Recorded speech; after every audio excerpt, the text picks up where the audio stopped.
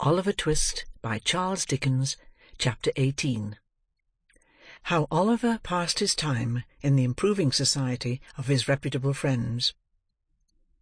About noon next day, when the Dodger and Master Bates had gone out to pursue their customary avocations, Mr. Fagin took the opportunity of reading Oliver a long lecture on the crying sin of ingratitude, of which he clearly demonstrated he had been guilty, to no ordinary extent, in wilfully absenting himself from the society of his anxious friends, and still more in endeavouring to escape from them after so much trouble and expense had been incurred in his recovery. Mr. Fagin laid great stress on the fact of his having taken Oliver in, and cherished him, when, without his timely aid, he might have perished with hunger; and he related the dismal and affecting history of a young lad whom, in his philanthropy, he had succoured under parallel circumstances, but who, proving unworthy of his confidence and evincing a desire to communicate with the police, had unfortunately come to be hanged at the Old Bailey one morning. Mr. Fagin did not seek to conceal his share in the catastrophe, but lamented with tears in his eyes that the wrong-headed and treacherous behaviour of the young person in question had rendered it necessary that he should become the victim of certain evidence for the Crown, which, if it were not precisely true, was indispensably necessary for the safety of him, Mr. Fagin, and a few select friends. Mr. Fagin concluded by drawing a rather disagreeable picture of the discomforts of hanging, and, with great friendliness and politeness of manner, expressed his anxious hopes that he might never be obliged to submit Oliver Twist to that unpleasant operation. Little Oliver's blood ran cold as he listened to the Jew's words, and imperfectly comprehended the dark threats conveyed in them. That it was possible, even for justice itself, to confound the innocent with the guilty when they were in accidental companionship, he knew already; and that deeply laid plans for the destruction of inconveniently knowing or over-communicative persons had been really devised and carried out by the Jew on more occasions than one, he thought by no means unlikely, when he recollected the general nature of the altercations between that gentleman and Mr. Sikes, which seemed to bear reference to some foregone conspiracy of the kind.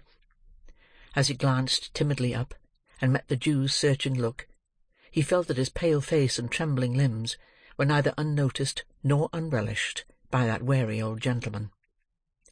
The Jew, smiling hideously, patted Oliver on the head, and said that if he kept himself quiet and applied himself to business, he saw they would be very good friends yet. Then, taking his hat, and covering himself with an old patched greatcoat, he went out, and locked the room door behind him. And so Oliver remained all that day, and for the greater part of many subsequent days, seeing nobody, between early morning and midnight, and left during the long hours to commune with his own thoughts, which, never failing to revert to his kind friends and the opinion they must long ago have formed of him, were sad indeed. After the lapse of a week or so, the Jew left the room door unlocked, and he was at liberty to wander about the house. It was a very dirty place. The rooms upstairs had great high wooden chimney-pieces and large doors, with panelled walls and cornices to the ceiling, which, although they were black with neglect and dust, were ornamented in various ways. From all of these tokens, Oliver concluded that a long time ago, before the old Jew was born, it had belonged to better people, and had perhaps been quite gay and handsome, dismal and dreary as it looked now. Spiders had built their webs in the angles of the walls and ceilings, and sometimes, when Oliver walked softly into a room, the mice would scamper across the floor, and run back terrified to their holes. With these exceptions, there was neither sight nor sound of any living thing; and often, when it grew dark, and he was tired of wandering from room to room, he would crouch in the corner of the passage by the street door, to be as near living people as he could, and would remain there, listening and counting the hours, until the Jew or the boys returned. In all the rooms, the mouldering shutters were fast closed. The bars which held them were screwed tight into the wood; the only light which was admitted, stealing its way through round holes at the top, which made the rooms more gloomy, and filled them with strange shadows. There was a back garret window with rusty bars outside, which had no shutter, and out of this Oliver often gazed, with a melancholy face, for hours together. but nothing was to be descried from it, but a confused and crowded mass of housetops, blackened chimneys, and gable ends.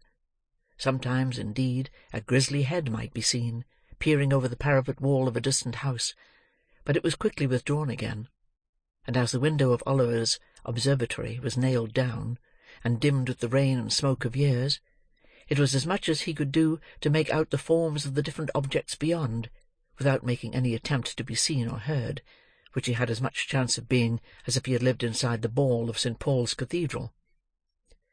One afternoon, the Dodger and Master Bates being engaged out that evening, the first-named young gentleman took it into his head to evince some anxiety regarding the decoration of his person.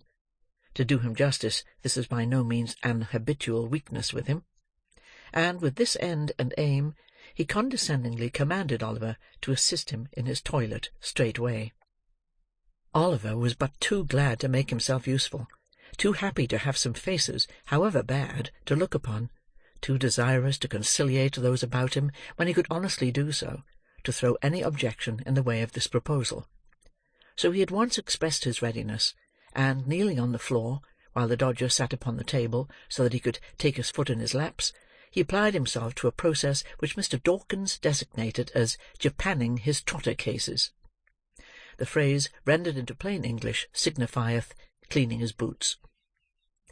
Whether it was the sense of freedom and independence which a rational animal may be supposed to feel when he sits on a table in an easy attitude, smoking a pipe, swinging one leg carelessly to and fro, and having his boots cleaned all the time, without even the past trouble of having taken them off, or the prospective misery of putting them on to disturb his reflections, or whether it was the goodness of the tobacco that soothed the feelings of the Dodger, or the mildness of the beer that mollified his thoughts, he was evidently tinctured, for the nonce, with a spice of romance and enthusiasm foreign to his general nature. He looked down on Oliver with a thoughtful countenance for a brief space, and then, raising his head and heaving a gentle sigh, said, half in abstraction and half to Master Bates, "What a pity it is he isn't a prig!" "Ah!" said Master Charles Bates, "he don't know what's good for him." The Dodger sighed again, and resumed his pipe, as did Charley Bates. They both smoked for some seconds in silence. "I suppose you don't even know what a prig is?" said the Dodger mournfully. "I think I know that," replied Oliver, looking up. "It's you're one, are you not?" inquired Oliver, checking himself. "I am," replied the Dodger. "I'd scorn to be anything else." Mr. Dawkins gave his hat a ferocious cock, after delivering this sentiment, and looked at Master Bates, as if to denote that he would feel obliged by his saying anything to the contrary. "I am," repeated the Dodger. "So's Charley. So's Fagin. So's Sikes. So's Nancy. So's Bet. So we all are, down to the dog, and he's the downiest one of the lot. And the least given to peaching," added Charley Bates.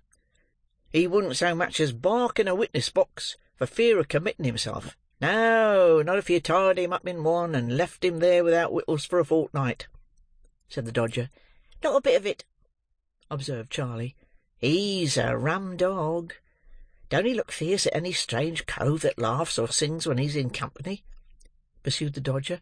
"Won't he growl at all when he hears a fiddle playing? And don't he hate other dogs as ain't of his breed? Oh, no! He's an out-and-out Christian," said Charley. This was merely intended as a tribute to the animal's abilities, but it was an appropriate remark in another sense, if Master Bates had only known it. For there are a good many ladies and gentlemen claiming to be out-and-out Christians, between whom and Mr. Sikes's dog there exist strong and singular points of resemblance. "Well, well," said the Dodger, recurring to the point from which they had strayed, with that mindfulness of his profession which influenced all his proceedings. "This hasn't got anything to do with young Green here." "No more it has," said Charley. "Why don't you put yourself under Fagin, Oliver, and make your fortune out of hand?" added the Dodger with a grin.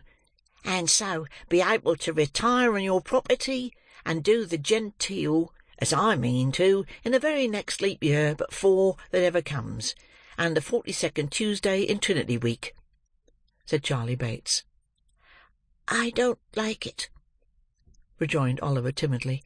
"I wish they would let me go. I would rather go." "And Fagin would rather not," rejoined Charley. Oliver knew this too well, but thinking it might be dangerous to express his feelings more openly, he only sighed, and went on with his boot-cleaning. "Go!"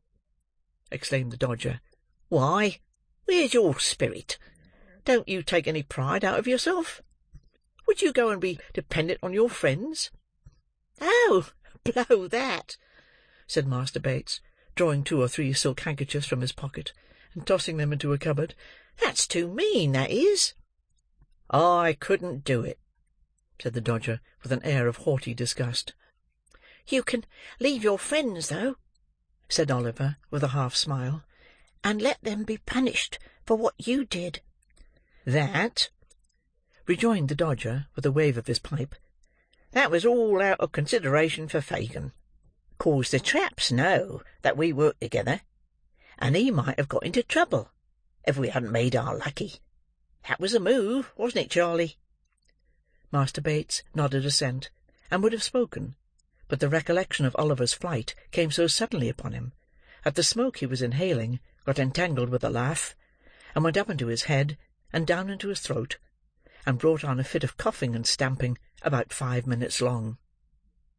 "Look here," said the Dodger, drawing forth a handful of shillings and halfpence. "Here's a jolly life. What's the odds where it comes from? Here, catch hold. There's plenty more where they were took from. You won't you? Oh, you precious flat!"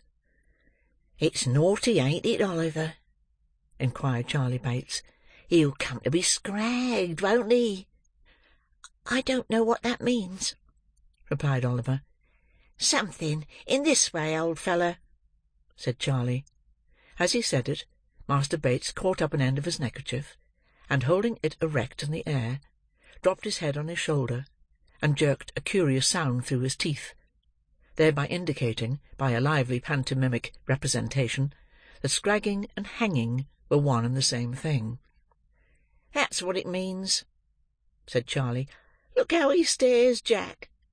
I never did see such prime company as that here boy. He'll be the death of me, I know he will." Master Charley Bates, having laughed heartily again, resumed his pipe with tears in his eyes. "You've been brought up bad," said the Dodger, surveying his boots with much satisfaction when Oliver had polished them. "Fagin will make something of you, though, or you'll be the first he ever had that turned out unprofitable. You better begin at once, for you'll come to the trade long before you think of it, and you're only losing time, Oliver." Master Bates backed this advice with sundry moral admonitions of his own, which being exhausted, he and his friend Mr. Dawkins launched into a glowing description of the numerous pleasures incidental to the life they led, interspersed with a variety of hints to Oliver that the best thing he could do would be to secure Fagin's favour without more delay, by the means which they themselves had employed to gain it.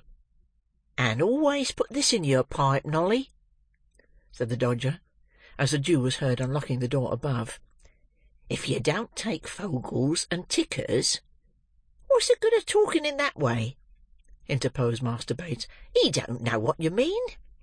"If you don't take pocket-handkerchers and watches," said the Dodger, reducing his conversation to the level of Oliver's capacity, "some other cove will, so that the coves that lose 'em will be all the worse, and you'll be all the worse too, and nobody half a ha'porth the better, except the chaps what gets 'em, and you've just as good a right to them as they have."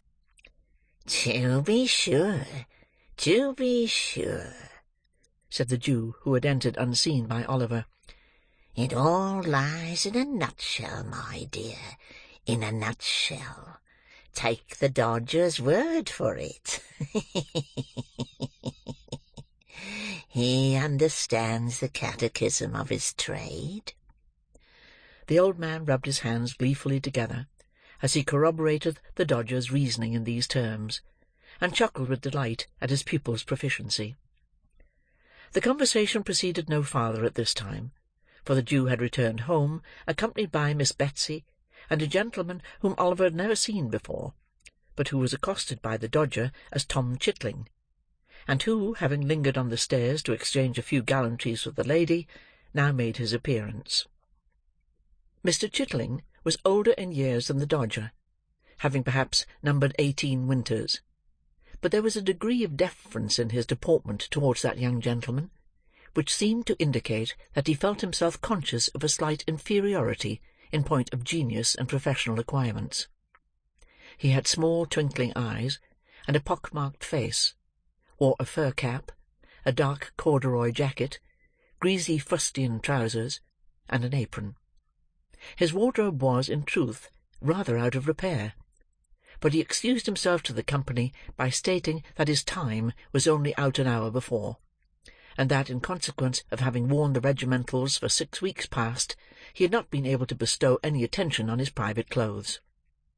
Mr. Chitling added, with strong marks of irritation, that the new way of fumigating clothes up yonder was infernal unconstitutional, for it burnt holes in them, and there was no remedy against the county. The same remark he considered to apply to the regulation mode of cutting the hair, which he held to be decidedly unlawful. Mr. Chitling wound up his observations by stating that he had not touched a drop of anything for 42 moral, long, hard-working days, and that he wished he might be busted if he warn't as dry as a lime-basket. "Where do you think the gentleman has come from, Oliver?" inquired the Jew with a grin, as the other boys put a bottle of spirits on the table. I don't know, sir," replied Oliver. "Who's that?" inquired Tom Chitling, casting a contemptuous look at Oliver. "A young friend of mine, my dear," replied the Jew.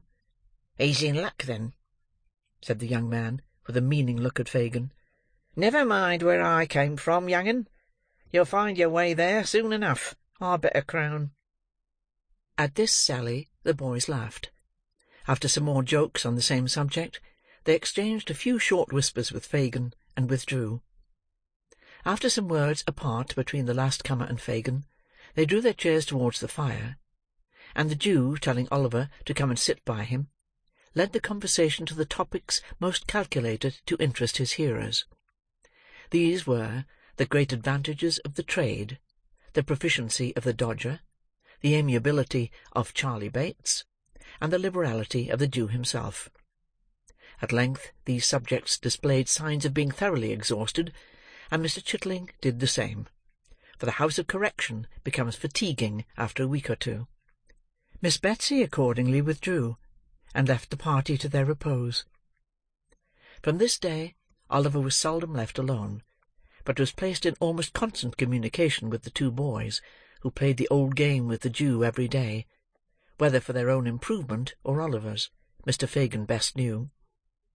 At other times the old man would tell them stories of robberies he had committed in his younger days, mixed up with so much that was droll and curious that Oliver could not help laughing heartily, and showing that he was amused in spite of all his better feelings.